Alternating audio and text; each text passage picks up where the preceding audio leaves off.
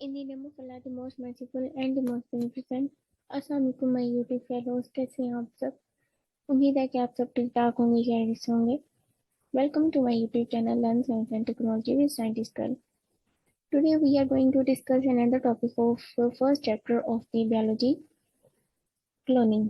A very important topic and very interested one also. So let's start with this topic. First of all, we will discuss the introduction of the cloning, that what cloning actually is. So cloning is the technology for achieving the eugenic aims.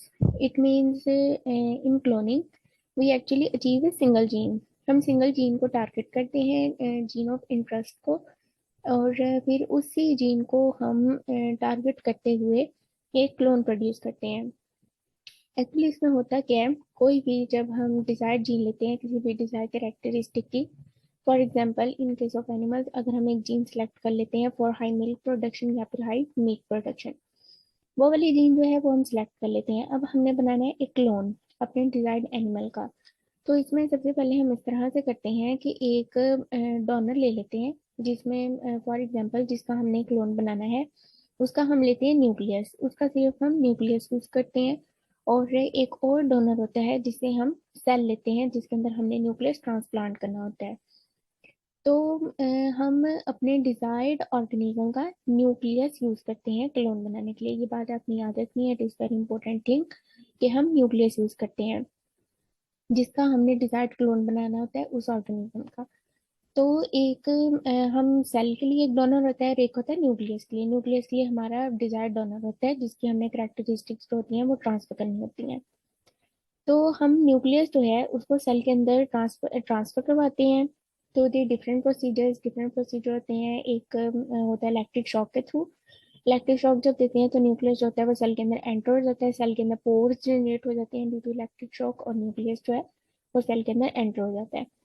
तो जब nucleus जो है वो cell के अंदर enter हो जाता है, वो एक जो सेल होता है वो कंप्लीट हो जाता है, एक cell with nucleus, with the desired nucleus. उसके बाद उस सेल को लैब में जनरेट करवाया जाता है आर्टिफिशियली, मतलब कि उसको ग्रो करवाया जाता है। जब वो ब्लास्टोसिस्ट बन जाता है, मतलब कि बहुत सारे सेल्स का एक क्लोन बन जाता है।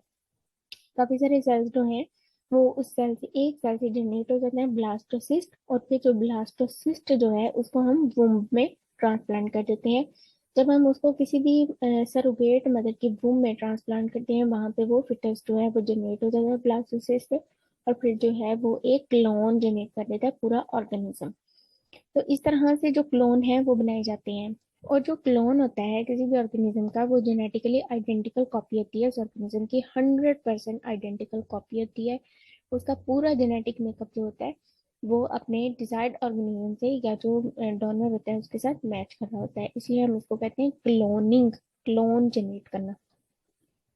तो all members of the clone are genetically identical except when the mutation occur. तो जितने भी मेंबर्स इस क्लोनिंग के थ्रू जनरेट किए जाएंगे वो सब के सब जेनेटिकली आइडेंटिकल होंगे, एक्सेप्ट एक केस अगर आ जाए म्यूटेशंस का, कि म्यूटेशंस ना हो जाए जीन्स के अंदर, या ट्रांसफर करते हुए कोई मिस्टेक ना हो जाए, या जीन्स जब क्रोमोसोम्स होते हैं वो डिवाइड हो रहे होते हैं ऑर्गेनिज्म को डेवलप करते हुए, उस वक्त म्यूटेशंस ना आ जाए। अगर म्यूटेशंस आ गई तो फिर वो उनका जो जेनेटिक मेकअप होता है वो चेंज हो जाता है। Otherwise no change in the genetic makeup, no change in genes, 100% identical copy जो होती है, क्लोन जो होता है वो अपने डोनर की होती है। तो generally no normal animal reproduce naturally by cloning. जो क्लोनिंग का प्रोसीजर है कि ए सेक्सुअल रिप्रोडक्शन है, इसमें टू सेक्स इन्वॉल्व नहीं होते, मेल एंड फीमेल इन्वॉल्व नहीं होते, इसमें सिर्फ सिंगल सेक्स हम जो होता है डिजायर्ड जो हमारा डोनर होता है, चाहे वो मेल है चाहे वो फीमेल है, सिंगल हम सिंगल से जनरेट करते हैं कॉपी, तो इसलिए इसको हम कहते हैं ए sexual reproduction, it's not a sexual reproduction. First thing. And second thing, it is the 100% copy of the donor. It is the 100% copy of the donor individual which we used for the cloning. Okay. And the third one is, nature में अगर देखें तो बहुत से insect जो हैं like ends वगैरह, और भी बहुत से छोटे छोटे जो कीड़े होते हैं वो नेचुरली जो रिप्रोड्यूस करते हैं वो ए सेक्सुअल रिप्रोडक्शन होती है। इनमें वास्प वगैरह में भी तो नेचुरल जो इंसेक्ट्स हैं और several insects and many plants, plants जो होते हैं वो भी सेक्सुअल रिप्रोडक्शन करते हैं, और सेवरल इंसेक्ट्स भी in some circumstances where few do so regularly. Okay, the next one is the history of cloning. Cloning कब स्टार्ट हुई थी? In 1997 scientist in Scotland succeeded in cloning a sheep. Other mammalian species, mice and co have since been cloned. सबसे पहले 1997 में एक ship clone की गई थी स्कॉटलैंड में, उसका नेम था डॉली उस शिप का। और उसके बाद बहुत से मेमिलियन स्पीशीज जो हैं including mice and cows have since been cloned. उसके बाद बहुत सी माइस और कोस को भी क्लोन किया गया रिसर्च में यूज करने के लिए। माइस जो हैं वो ये रिसर्च का पार्ट है, बहुत ज्यादा रिसर्च होती है वो माइस के ऊपर की जाती है। तो माइस को क्लोनिंग आज भी की जाती है, सक्सेसफुली की जाती है। क्लोन्स जो है माइस के प्रोड्यूस किए जाते हैं रिसर्च में यूज करने के लिए। इसी तरह काउस की भी क्लोनिंग जो है वो की जा रही है। ये डॉली शीप है, जिसको सबसे पहले ये फर्स्ट क्लोन था जो जनरेट किया गया था by a scientist team, and it was the successful cloning in 1997 by a Scotland team of scientist. So this is the Dolly sheep. अब प्रोसीजर क्लोनिंग का वैसे मैं आपके साथ डिस्कस कर चुकी हूँ, लेकिन यहाँ पे एक डायग्राम है, ये डॉली का एक्चुअली दिखाया गया कि डॉली जो है वो किस तरह से जनरेट की गई थी। तो ये एक सबसे ऊपर आप देखें स्कॉटिश एक है शिप है जो एग डोनर थी। मतलब है कि उस शिप से एग लिया गया था, और जो दूसरी जो न्यूक्लियर डोनर है एक और शिप है जिसे न्यूक्लियस जिसे लेना है। और क्लोन किसका बनेगा? उस शिप का जिसे न्यूक्लियस लिया जा रहा है। अच्छा, अब एक्सेल एक से ले लिया एक्सेल और एक से ले लिया हमने न्यूक्लियस एक शिप से। तो एक्सेल जो है उसके अंदर से अब न्यूक्लियस जो है वो रिमूव किया जाता है। इसको हम इस प्रोसेस को हम कहते हैं ई न्यूक्लिएशन, मतलब कि रिमूवल ऑफ द न्यूक्लिएशन। तो remove the nucleus from the egg, egg में से न्यूक्लियस हो गया रिमूव। अब ये हो गया हमारे पास एम्प्टी एग। अब जो सेकंड डोनर है जिसे हमने न्यूक्लियस लिया था उसमें से हम एक को सिलेक्ट कर लेते हैं, एक जीन जो है वो हम सिलेक्ट कर लेते हैं, और उस न्यूक्लियस को ट्रांसफर किया जाता है एम्प्टी एग सेल में, ताकि वो वाला न्यूक्लियस हम ट्रांसफर करते हैं जिसके हमने कॉपी जनरेट करनी होती है।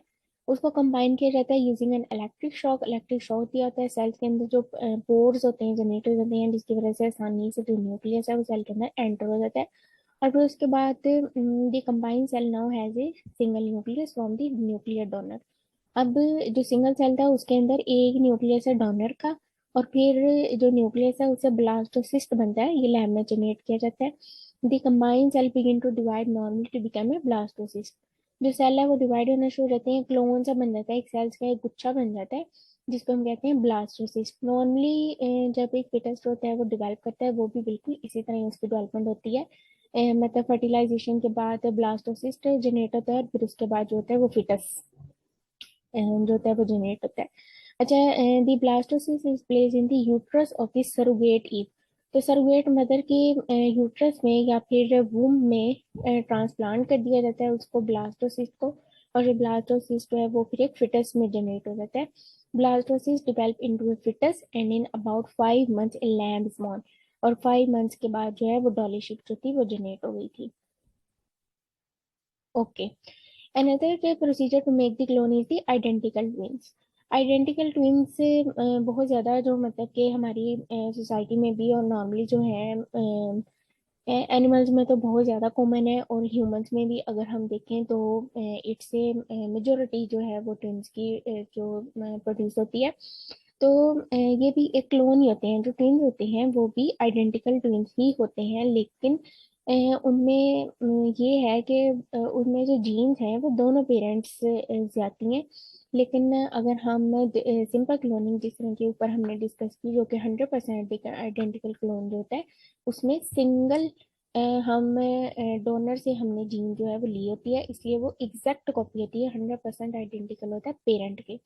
लेकिन यहाँ पे जो है ये आपस में जो ट्विंस होती हैं वो आपस में आइडेंटिकल होते हैं, लेकिन पेरेंट्स के साथ वो 100% आइडेंटिकल नहीं होते। So another type of cloning is the division of the single egg or early embryo into one or more separate embryos. वही सिंगल एग को जो है वो 2 एम्ब्रियोज में डिवाइड कर दिया जाता है, एक सिंगल एग को 2 एग में डिवाइड कर दिया जाता है। और फिर जब वो एम्ब्रियो जनरेट होते हैं तो वो एक दूसरे की 100% कॉपीज होते हैं, मतलब कि 100% आइडेंटिकल कॉपीज होते हैं। This is the same process that normally create identical twins. Offspring from this type of cloning are genetically identical but carry chromosome from each of the two parents.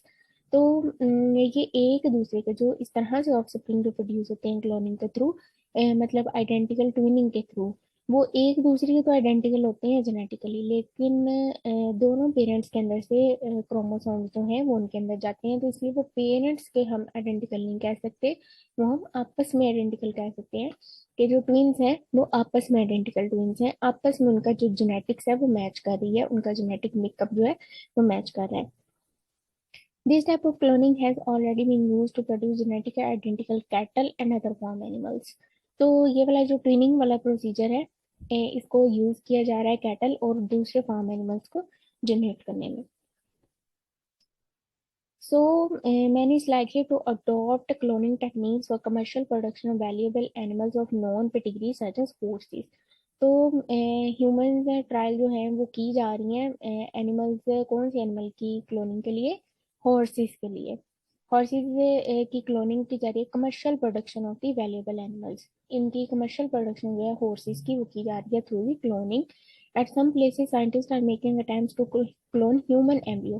Human embryo को भी cloning करने के trials जो हैं वो जारी हैं, scientist जो हैं they are making trials to create the human embryo.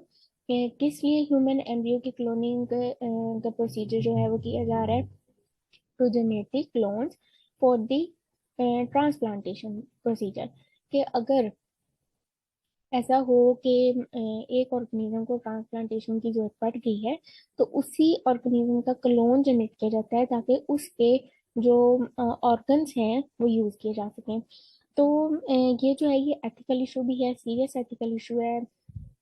After all we are humans, और एनिमल्स के तो चलो मतलब कि खुराक के तौर पे उनको हमने यूज़ करना है, तो इस तरह की जो रिक्वायरमेंट्स हैं उनको पूरा करने के लिए एनिमल की तो चलो हम क्लोनिंग कर लें, लेकिन ह्यूमन जो मतलब कि एक इंसान है उसको just for the sake of organ, just for the sake of one thing, हम एक ह्यूमन को हम इस तरह से यूज़ नहीं कर सकते। तो इसलिए ये एक एथिकल इशू भी है, इट्स ए सीरियस इशू।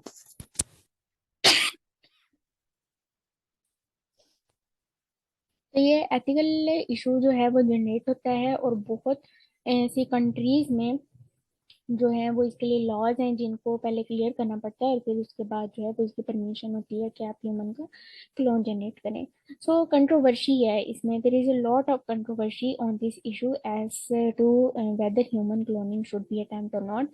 तो इट्स अ कंट्रोवर्शियल प्रोसेस कि ह्यूमन की क्लोनिंग की जाए या फिर ना की जाए। Okay, I'm going to end my video lecture here. In next video lecture, we will discuss about the environment, that how biology play its role in the betterment of the environment. So if you like today video, press the like button, and you can ask your question and queries in the comment box. I request all of you to subscribe my YouTube channel so that you can updates of the next videos and share with other for the sake of knowledge. Thank you so much for your time and concerning my video. Thank you so much for your time, and I thank you all for listening me. अगली video तक के लिए इजाज़त दें, अल्लाह हाफिज़, मिलते हैं इंशाल्लाह नेक्स्ट वीडियो में एक न्यू टॉपिक के साथ।